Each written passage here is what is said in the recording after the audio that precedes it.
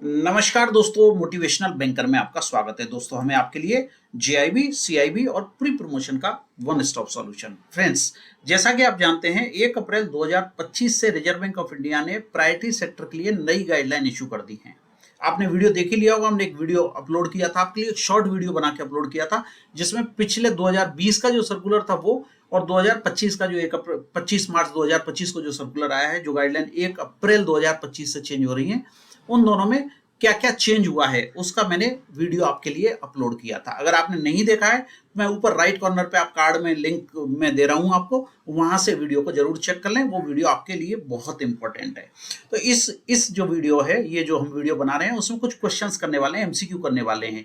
हमारे जितने भी मित्र प्री प्रमोशन एग्जाम की तैयारी कर रहे हैं या जेआईबी सीआईबी की तैयारी कर रहे हैं, उनको कम से कम 3 से 4 मार्क्स लाने में ये वीडियो मेरी मदद करेगा। 3 से 4, 5 मार्क्स भी हो सकते हैं, क्योंकि प्रायोरिटी सेक्टर गाइडलाइंस पे काफी सारे क्वेश्चन जेआईबी सीआईबी प्रमोशन में पूछे जाते हैं। तो चलिए शुरुआत करते हैं। पहला क्वेश्चन लेते हैं। What weight is assigned to priority sector lending, PSL lending in low credit district with per capita PSL less than 9000।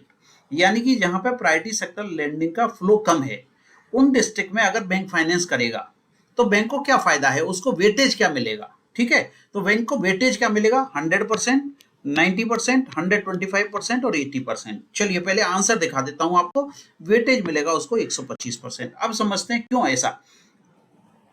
आप पूछेंगे कि सर ऐसा क्यों है, 100 रुपए दे रहे हैं तो 125 रुपए का वेटेज क्यों मिलेगा उसको? हाँ, वो इसलिए मिलेगा कि देखो, कमजोर को सहारा देके खड़ा करना इकोनॉमी का काम क्या है। इकोनॉमी के फ्रंट पे अगर किसी को आप आगे बढ़ा रहे हो, गवर्नमेंट का और आरबीआई का काम क्या है? प्रायोरिटी सेक्टर गाइडलाइन किस लिए बनी है? इसीलिए बनी है कि ऐसे लोग जिनको इसका फायदा नहीं मिला है, एग्रीकल्चर के लिए उनको पैसा चाहिए, छोटा मोटा उद्योग धंधा करना उनको पैसा चाहिए, या दूसरी जरूरतों के लिए पैसा चाहिए, उसको खेत की जुताई करनी है, या उसको कुछ इक्विपमेंट खरीदने हैं और उसके पास पैसा नहीं है, और वो ऐसी डिस्ट्रिक्ट में रह रहा है जहां पे कोई ध्यान ही नहीं देता है। यानी प्रायोरिटी सेक्टर लैंडिंग का per capita priority sector lending यहाँ 9,000 रुपए से कम है।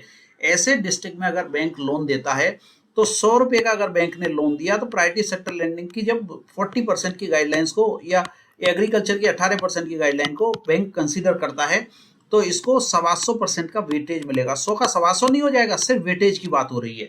तो अगर 1 करोड़ रुपए का लोन दिया तो उसको 1.25 करोड़ की तरह कंसीडर किया जाएगा, तो उसको वेटेज मिलेगा यहाँ पे। तो इकोनॉमी के फ्रंट पे जो जो जो ऐसा व्यक्ति है जिसके डिस्ट्रिक्ट में जो वहां पे जो रह रहा है, उसको अगर इसका कम फायदा मिला है प्रायोरिटी सेक्टर लैंडिंग का, तो उन लोगों को ज्यादा से ज्यादा फायदा मिले। इसलिए आरबीआई ने कहा है कि जहां पे priority sector lending per capita less than 9000 है, वहां पे अगर बैंक फाइनेंस करेगी तो बैंक को फायदा ये है कि उसका 100 रुपए 125 रुपए की तरह कंसीडर किया जाएगा, और जो लोग रह रहे हैं उनको फायदा ये है कि वहां पे क्रेडिट का फ्लो बढ़ जाएगा। तो ये बहुत इंपॉर्टेंट क्वेश्चन है आपके एग्जाम के पॉइंट ऑफ व्यू से, इसलिए इस पर ध्यान देना जरूरी है। ठीक है, और देखिए पनिशमेंट भी देता है आरबीआई। आरबीआई कहता है कि जहां पे क्रेडिट का फ्लो पहले से ही ज्यादा है, यानी कि प्रायोरिटी सेक्टर लैंडिंग जहां पे मोर देन 42,000 है पर कैपिटा मतलब प्रति व्यक्ति 42,000 से मोर देन 42,000 रुपए, वहां पे अगर आप फाइनेंस करोगे तो आपके 100 रुपए को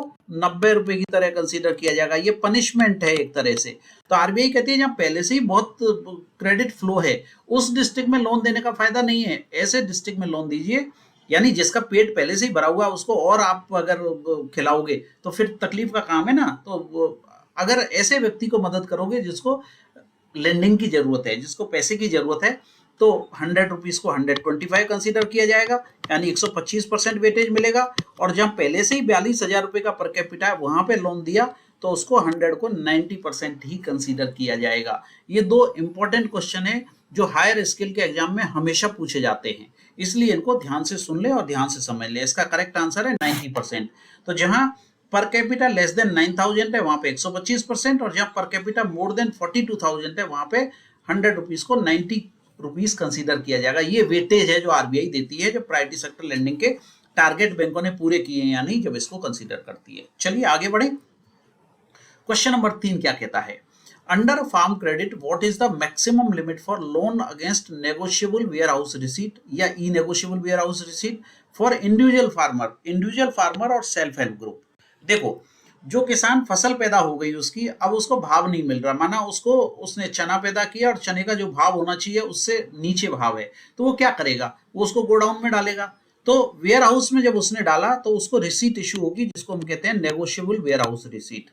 या तो ये फिजिकल फॉर्म में होगी या ई फॉर्म में इसको इशू होगी। तो ई एन डब्ल्यू आर हो गया या एन डब्ल्यू आर हो गया। अगर उसको वेयर हाउस रिसीट इशू होती है, चाहे वो एन डब्ल्यू आर है या ई एन डब्ल्यू आर है, उसके अगेंस्ट में वो बैंक से लोन ले सकता है। ये बैंकों ने सुविधा दे रखी है आरबीआई के डायरेक्शन पे। और यहाँ कितना लोन मिलेगा उसको, मैक्सिमम कितना लोन मिलेगा, ये क्वेश्चन पूछा गया है। इंडिविजुअल फार्मर की बात हो रही है, एसएचजी और इंडिविजुअल फार्मर की। 60 लाख, 75 लाख, 90 लाख और 1 करोड़। ये क्वेश्चन इसलिए पूछा जा सकता है कि ये लिमिट्स में हाल ही में चेंज किया गया है। इस लिमिट को बढ़ा के अभी किया गया है 90 लाख रुपए। तो एनडब्ल्यूआर और ई एनडब्ल्यूआर के अगेंस्ट में अगर कोई किसान लोन मांगता है वेयर हाउस रिसीट के अगेंस्ट में, तो चाहे वो वेयर हाउस रिसीट फिजिकल है या इलेक्ट्रॉनिक फॉर्म में है, तो उसको 90 लाख रुपए तक का लोन मिलेगा। और ये लोन मिलेगा उसको मैक्सिमम 12 महीने के लिए। 12 महीने में भाव आ ही जाएगा। वो अपने फसल को जब उसको बेचना है तो जो वेयर हाउस रिसीट है उसको बैंक से ले सकता है वापस और फसल को बेच सकता है। ठीक है, क्लियर है यहाँ तक। चलिए अब अगला क्वेश्चन करते हैं। देखिए, in cities with population of 50 lakh और more what is the maximum individual housing loan. Housing loan में मेजर चेंजेस किए गए हैं प्रायोरिटी सेक्टर लेंडिंग में। मेरी आपसे रिक्वेस्ट है, अगर आपने वीडियो नहीं देखा है तो मैंने लिंक आपको कार्ड में ऊपर दिया हुआ है, उसको जरूर देख लें।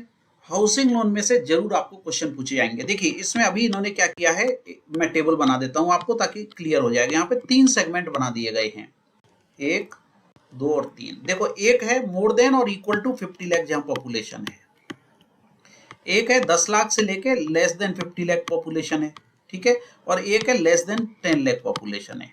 तो ये लोन कितना मिलेगा, ये कॉलम मुझे और बढ़ाना पड़ेगा यहाँ पे, हाँ ठीक है। तो इनको लोन कितना मिलेगा, इस कैटेगरी में मिलेगा maximum loan 50 lakh. Priority sector की बात हो रही है, जो प्रायोरिटी सेक्टर में कंसीडर हो सके। लोन तो कितना ही मिल सकता है, अगर 50 से ज्यादा का लोन हुआ तो वो प्रायोरिटी सेक्टर में नहीं आएगा। इस कैटेगरी में लोन मिलेगा 45 लाख रुपए हाउसिंग लोन, और इस कैटेगरी में लोन मिलेगा 35 लाख रुपए। अब देखो यहाँ इसके साथ एक और कंडीशन है कि जो प्रोजेक्ट कॉस्ट है यानी मकान की जो कॉस्ट है वो 63 लाख से ज्यादा नहीं होनी चाहिए पहले केस में, दूसरे केस में 57 लाख से ज्यादा नहीं होनी चाहिए, और थर्ड केस में 44 लाख से ज्यादा नहीं होनी चाहिए।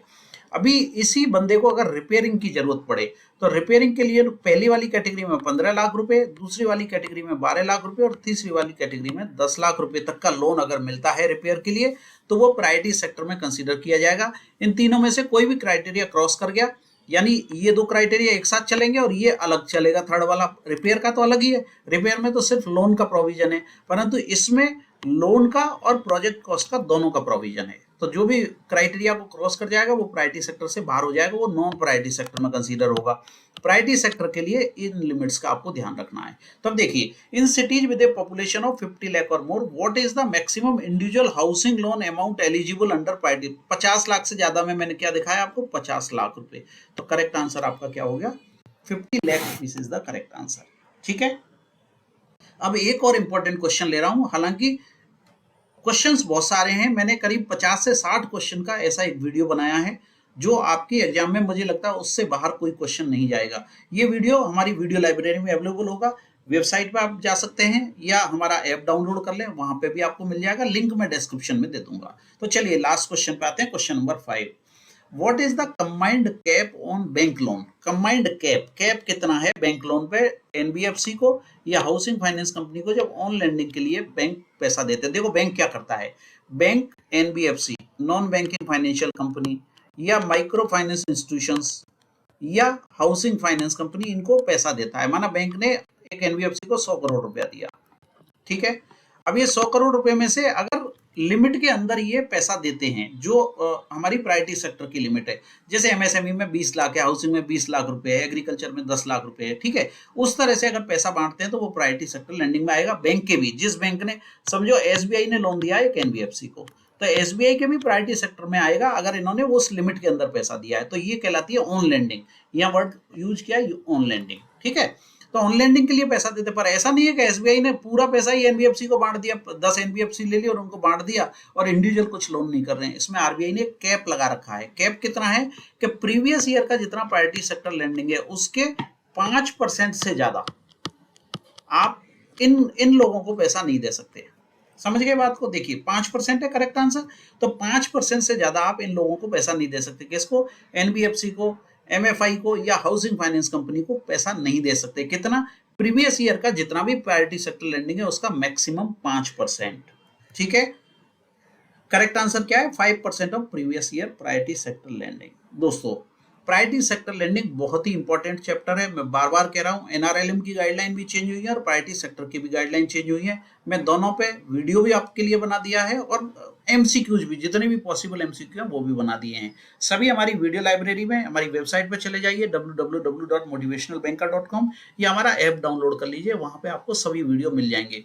मैं यहाँ डिटेल, यहाँ लिंक कार्ड में एक लिंक भी दे रहा हूँ आपको, ऊपर आप देखेंगे यहाँ आपको लिंक दिख जाएगा। उस लिंक को भी क्लिक करके आप प्रायोरिटी सेक्टर लैंडिंग का वीडियो देख सकते हैं। ये शॉर्ट वीडियो है, डिटेल वीडियो आपको वीडियो लाइब्रेरी में मिलेगा। Thank you very much friends for watching this video. हम हैं आपके लिए जेआईबी, सीआईबी और प्री प्रमोशन का वन स्टॉप सॉल्यूशन। वीडियो पसंद आए तो जरूर लाइक, थम्स अप बटन दबाएं, लाइक करें, अपने मित्रों के साथ शेयर करें और बेल आइकन प्रेस करना नहीं भूलें, ताकि हर वीडियो का नोटिफिकेशन आपको समय समय पर मिलता रहेगा। Thank you very much for watching this video. जुड़े रहें, साथ में बने रहें, साथ मिलकर जरूर कुछ धमाल करेंगे। Thank you for watching this video.